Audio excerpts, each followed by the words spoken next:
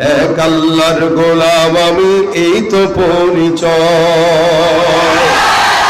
এখানে যারা আছেন সবার পরিচয় একটাই তো, কি বলেন? এখানে স্টেজে যে সমস্ত নেতারা আছেন তাদের পরিচয় তো একটাই, নাকি ভিন্ন কোনো পরিচয়? রাজনৈতিক দলের পরিচয় এটা হলো আউটসাইডের পরিচয়, এটা আসল পরিচয় না। যতদিন চেয়ারম্যান আছে ততদিনই পরিচয়, চেয়ারম্যান নাই পরিচয় নাই।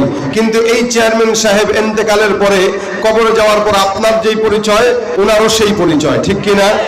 এখানে যারা আছে সবার একই পরিচয়, কি বলেন? নাকি কথা ভুল বললাম?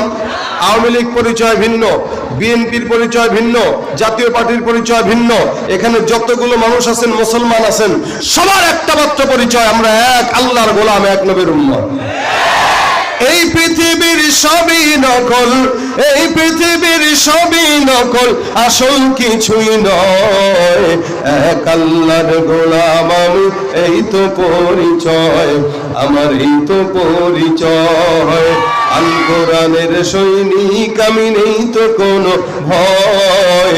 এক আল্লাহর গোলাম আমি, এই তো পরিচয় আমার, এই তো পরিচয়, ঠিক কিনা? কোরআন হাদিস শাসনতন্ত্র রাসূল আমার নেতা, উৎসাহ মোর চির অম্লান ইতিহাস বীর গাথা। এক আল্লাহ ছাড়া আমার দিলে, এক আল্লাহ ছাড়া আমার দিলে নেই তো কারো ভয়। এক আল্লাহর গোলাম আমি, এই তো পরিচয় আমার, এই তো পরিচয়। আল কোরআনের সৈনিক আমি, নেই তো কোনো ভয়। এক আল্লাহর গোলাম আমি, এই তো পরিচয় আমার, এই তো পরিচয়, ঠিক কিনা? আমরা কার গোলাম? লিল্লাহে তাকবীর। আজকের মাহফিলে কি জওয়ান বেশি না মুরব্বী বেশি? আসলে সত্য বলছেন? আমিও নজর যেদিকেই দেখতেছি সব জওয়ান দেখতেছি, দাড়ি পাকাওয়ালা খুবই কম দেখা যাইতেছে। আমি হাত তুলতে বলি, প্রথমে নারায়ে তাকবীর বলবো, দুই ভাগ হবেন, আগে মুরব্বীরা দিবেন, পরে জওয়ানরা দিবেন। এখন যদি বলি জওয়ান কারা কারা হাতটা তুলেন তো সামনে থেকে, অনেক বড়রাও হাত তুলতেছে, হাত নামান। ওই যে একদম দাড়ি পাকাওয়ালা হাইব্রিড জওয়ান কাকায় হাত তুলছেন, অথচ কাকার বয়স মনে হয় 60-এর কাছাকাছি বা উঠতেই হবে। আচ্ছা শোনেন, হাত নামান, এটা ভালো জিনিস। ইমানের বেলায় মুরব্বীদেরকেও জওয়ান হয়ে যেতে হয়। সাহাবা ইকরামদের হালত ছিল, যুদ্ধের ময়দানে যখন যেতেন এক একজন 50-60 ঊর্ধ্ব মুরব্বীও 20 বছরের জওয়ান হয়ে যেত। ইমানের কাজে মুরব্বীরা জওয়ান হওয়া ভালো, কিন্তু নোংরামির কাজে আমাদের দেশে বুড়ারা যে জওয়ান হয় এটা মানা যায় না। যার কারণে মুশতাকের মতো কিছু লম্পটের আমাদের সমাজে জওয়ান মেয়েদেরকে বিয়ে করে, এটা খারাপ না, এটা ভালো, করেন, ভালো কথা। কিন্তু সমাজে নোংরামি করে বেড়ায়, এটা কখনো ভালো হতে পারে না। খারাপ কাজে সে মুরব্বী হওয়ার পর আমার অন্তর এখনো 18 বছরের যৌবন আছে, অথচ ইমানের বেলায় নামাজের কথা বললে তো ভাই বাতের সমস্যা, সারা বছর নামাজ পড়ে না, হাত্তাকে রমজান আসলেও রোজাও রাখে না, নামাজও পড়ে না, সারা বছর পর্দার কোনো খবর নাই। আর রমজান আসলে দোকানপাটে পর্দাওয়ালার অভাব নাই। কি বলে, রমজান আসলে রোজা রাখার কথা বলবেন, বলবে ওই গ্যাস্ট্রিকের সমস্যা। নামাজের কথা বলবেন, হেসে দিয়ে বলবে হুজুর প্যান্টে প্রবলেম আছে, কালকে পড়বো। তো প্যান্টে নাপাক মানে প্যান্টে শিশু করে, কথা বুঝেন না? ভাষাটা কি বুঝছেন আপনারা? আপনারা কি বলেন? হিসু, একই হিসু বলেন, শিশু বলেন, মুতেন, কথা তো একই। যেই ছেলেটা নামাজের কথা বললে বলে প্যান্টে প্রবলেম, ওরে ডাক্তারের হাসপাতালে নিবেন, নিয়ে ফার্মেসিতে যায় সুন্দর তার মাপ অনুযায়ী প্যাম্পাস কিনে পড়ায় দিবেন, যেন প্যান্ট না পাক করতে না পারে। কথা ঠিক কিনা বলেন? তুমি রমজান এলে রাখো না রোজা, দিনকে করো আঘাত, পয়সা করির নেই তো অভাব, দাও না তো যাকাত। ইমানদারির বড়াই করো, নেই তোমার ইমান, তুমি ইমানদারির বড়াই করো, নেই তোমার ইমান, তুমি কেমন মুসলমান,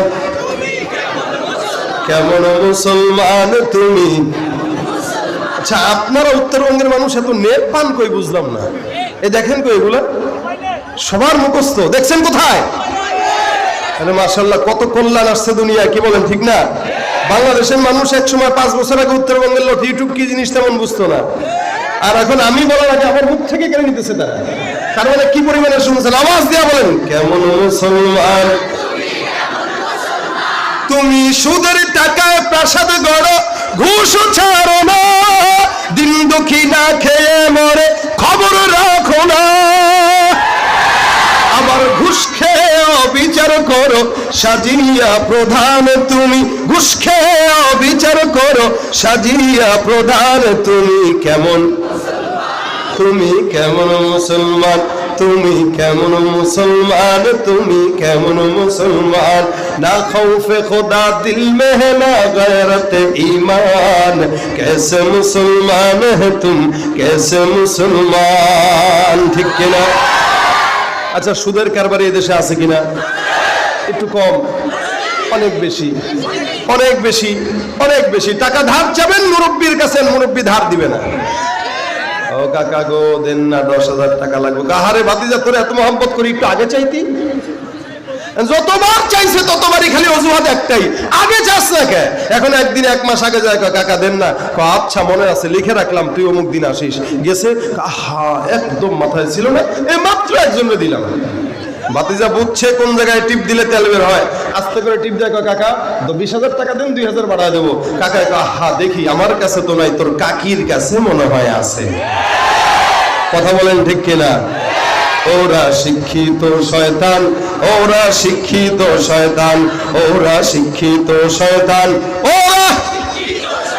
ওরা হলো দেশের লাগি মহামারীর মতন, ফাইলে কলম ঠেকাইয়া চালায় শুধুই নির্যাতন। আবার সুদের টাকায় ওদের ভুড়ি, ঘুষের টাকায় ওদের ভুড়ি, করে যে টান টান। ওরা শিক্ষিত শয়তান, ওরা শিক্ষিত শয়তান, ওরা শিক্ষিত শয়তান। ঠিক কিনা? যেটা সুদ খায় তারা মানুষ না জানোয়ার, বরং তার চাইতেও খারাপ। ঠিক কিনা? আচ্ছা বলেন তো, আমরা যে মানুষ হইলাম, আল্লাহ পাক দাম বেশি দিচ্ছেন না কম দিচ্ছেন? দুনিয়ার সমস্ত মাখলুকাত যা কিছু আছে, সব মাখলুকাতের ভিতরে সবচাইতে দামি কারা? বলেন আমরা। কারা? এই যে কত মানুষ এখানে আসছেন, চেহারা সুরত টেমা টুমা, অনেক মানুষ আছে দেখতে কালো, চেহারা টেমা, দাঁত ভাঙা, চোখ কানা। আল্লাহ বলেন এটাকেও আমি সব সৃষ্টির ভিতরে দামি বানাইছি। কেন? আসমান বানাইছেন কে? জোরে বলেন কে? জমিন, পাহাড়, পর্বত। আল্লাহ বলে কেমনে বানাইছি জানো? ইন্নামা আমরুহু ইযা আরাদা শাইআন আন ইয়াকুলা লাহু কুন ফায়াকুন।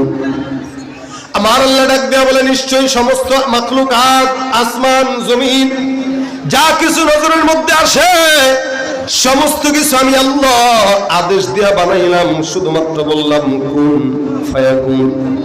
আল্লাহ বলছেন হয়ে যাও, সঙ্গে সঙ্গে হয়ে গেল।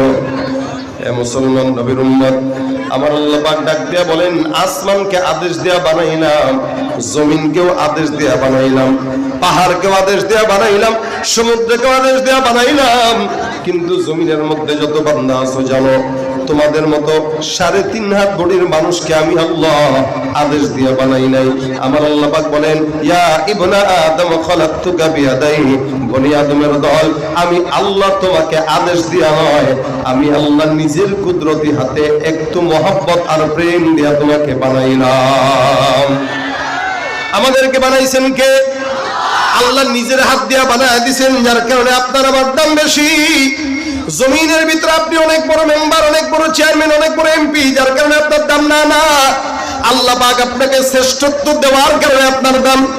এ মুসলমান বুঝবেন, টাকার কারণে বান্দার দাম হয় না, সম্পদের কারণে বান্দার দাম হয় না, ক্ষমতার কারণে দাম হয় না। আমার আল্লাহ ডাক দিয়া বলেন, ইন্নাল্লাহা লা ইয়ানজুরু ইলা সুওয়ারিকুম ওয়া আমওয়ালিকুম। বান্দা নিশ্চয়ই আল্লাহ বান্দার নজরের দিকে, বান্দার চেহারার দিকে, বান্দার সম্পদের দিকে তাকায় না। আমার আল্লাহ ডাক দিয়া বলেন, ওয়ালাকি ইয়ানজুরু ইলা কুলুবিকুম ওয়া আমালিকুম। এ বান্দা, জমিনের মধ্যে আমি আল্লাহ পাক রব্বুল আলামিন তোমাদের চেহারার দিকে না তাকাইলো, আমি আল্লাহ দেখি বান্দা কোন বান্দার আমল কত বেশি আর ঈমান কত বেশি। যার ঈমান ঠিক ওই বান্দার সব ঠিক হয়ে যায়। বেলালের মতো, হযরত বেলাল রাদিয়াল্লাহু তাআলার মতো একজন সাহাবী, গায়ের চামড়া ছিল কালো। এই মুসলমান এখানে অসংখ্য বান্দা আছেন যারা ডাক্তার, এখানে চেয়ারম্যান সাহেব আছেন, সাবেক চেয়ারম্যান সাহেব আছেন, নেতৃস্থানীয় ব্যক্তিবর্গ আছেন। যদিও তারা এসি রুমের মধ্যে ঘুমায়, দামি গাড়িতে চড়ে, কিন্তু যদি ইমানের নূর থাকে আল্লাহর দরবারে কোনো দাম নাই। আর আপনার মতো একজন কৃষক শ্রমিক, যদিও চামড়া কালো, যদিও আপনার সমাজে দাম নাই, কিন্তু আমার আল্লাহ বলে ওই কৃষক শ্রমিক একদম রিকশাওয়ালা গরিব কালো বান্দাটা ইমানের কারণে এত দাম যে আল্লাহওয়ালা আল্লাহ পাক রব্বুল আলামিন বলেন একজন চেয়ারম্যান, মেম্বার, এমপি, মন্ত্রী, প্রধানমন্ত্রী ইমান না থাকার পরেও ওই রিকশাওয়ালার দাম ওই প্রধানমন্ত্রীর চাইতেও বেশি হয়ে যায়। কিসের কারণে বলেন তো? ইমানের কারণে। এই জন্য আল্লাহ পাক বলেন ইয়া আইয়ুহাল্লাযীনা আমানু, হে মুমিনের দল, ইত্তাকুল্লাহ, তাকওয়া অর্জন করে নাও, আল্লাহর ভয় অর্জন করে নাও। তাকওয়া মানে কি? সোজা কথায় আল্লাহর ভয়। তাকওয়া মানে কার ভয়? আল্লাহর ভয় যদি কারো দিলের মধ্যে থাকে, ওই বান্দা কোনোদিন মানুষের গলায় ছুরি দিয়া বাটপারি করতে পারে না, ওই বান্দা কোনোদিন সন্ত্রাসী করতে পারে না। আল্লাহর ভয় কারো দিলের মধ্যে থাকলে ঘুষ খাইতে পারে না। আল্লাহর ভয় কোনোদিন মহিলার দিলের মধ্যে থাকলে জিনা করতে পারে না। কোন যুবকের দিলের মধ্যে থাকলে সন্ত্রাসী মাদক চোরাচালানি করতে পারে না। এই কারণে ভাইরা আমার, ওমর রাদিয়াল্লাহু তাআলা বলে তাকওয়া মানে কি জানো? তাকওয়া হলো এমন একটা জিনিস, তুমি কাঁটাযুক্ত পথে যখন হাঁটবা, তোমার পাওটাকে যেমনি বাঁচায় বাঁচায় হাঁটবা, পায়ের মধ্যে যেন কাঁটা না বিধে। এ মুসলমান গুনাহের জিন্দেগিতে চলতে যায়, প্রত্যেকটা গুনাহ থেকে নিজের ঈমানটাকে এমনি বাঁচায় চলার নামটাই হলো তাকওয়া। এ ভাইরা আমার, সমাজের মধ্যে মানুষ আছে, মুসলমান আছে, কিন্তু ইসলাম নাই। এই জন্য আল্লাহ পাক রব্বুল আলামিন বলে বান্দা আগে ইসলামটাকে আনো, তাকওয়া অর্জন করো, মুত্তাকি হয়ে যাও। এখানে অসংখ্য বান্দারা আছেন যারা রিকশা চালান, অসংখ্য বান্দারা আছেন যারা কৃষিজীবী, অসংখ্য বান্দা আছেন যারা আবার সরকারি চাকরিজীবী। প্রত্যেকটা মুসলমানের জন্য আল্লাহ পাক রব্বুল আলামিনের এই আদেশ, তাকওয়া অর্জন করো। তাকওয়া যদি কার দিলের মধ্যে ঢুকে, আল্লাহ পাক বলেন মাইয়াত্তাকিল্লাহা ইয়াজআল লাহু মাখরাজা। কোন ইমানদার যদি তাকওয়া অর্জন করে, সমস্ত বিপদ আল্লাহ পাক দূর করে দেয়। যেভাবে ইউসুফ পয়গম্বরের বিপদ থেকে আল্লাহ পাক তার হেফাজত করছেন, জুলাইখা বারবার ডাক দেয় বলে ইউসুফ, আমি আমার দিলের চাহিদা পূরণ করতে চাই, তুমি আমার সঙ্গে বিছানায় আসবা, এটাই আমি তোমার সঙ্গে যাই। ইউসুফ নবী আসমানের দিকে তাকায়, ভাই আল্লাহ দরজা সবগুলো বন্ধ করে দিল। এই মুহূর্তে দুনিয়ার দরজা বন্ধ হতে পারে, কিন্তু আসমানের মালিকের দরজা কোনোদিন বন্ধ হয় না। বাইরে আমার রাত 3টার দিকে একজন মেম্বারের কাছে যাবেন, নেতার কাছে যাবেন, চেয়ারম্যানের কাছে যাবেন, আপনাকে সময় দিবে না। কারণ সারাদিন আপনাকে সময় দিয়েছে, রাত্রিবেলা ঘুমানোর সময়। আল্লাহ পাক রব্বুল আলামিন বলে বান্দা, দুনিয়ার কোনো মানুষ তোমাকে রাত্রিবেলা ঘুমার ডাকের মধ্যে সাড়া দিবে না, কিন্তু তুমি একবারের জন্য তাকওয়া অর্জন করে গভীর রাতে আমি আল্লাহকে ডাক দাও। আল্লাহ বলে আলামিন মুস্তাগফির, এমন কোন বান্দা আছো প্রত্যেক দিন রাত্রিবেলা আল্লাহ পাক রব্বুল আলামিন প্রথম আসমানের মধ্যে উঠে বান্দাকে ডাক দেয়? এমন কোন চানওয়ালা আছো, এমন কোন গুনাহগার আছো, আমি আল্লাহর কাছে চাও, আমি আল্লাহ চাইতে দেরি লেকিন তোমাকে দিতে দেরি করি না। মুত্তাকি বান্দার পাওয়ার এটা, আল্লাহর কাছে চাইতে দেরি হয় না। এ মুসলমান, মুজাদ্দিদ আল-বাসারি রাহমাতুল্লাহ আলাইহি বহুত বড় একজন বুজুর্গ লোক ছিলেন। ওনার এলাকায় একজন আল্লাহর বান্দা ওনার কবর জিয়ারতের জন্য গেলেন। ওনার ইচ্ছা হলো কবরটা জিয়ারত করবে। এই কবরটা জিয়ারত করার জন্য মুজাদ্দিদ আল-বাসারি রাহমাতুল্লাহ আলাইহি কবরটা জিয়ারত করার জন্য ওনার এলাকায় চলে গেলেন।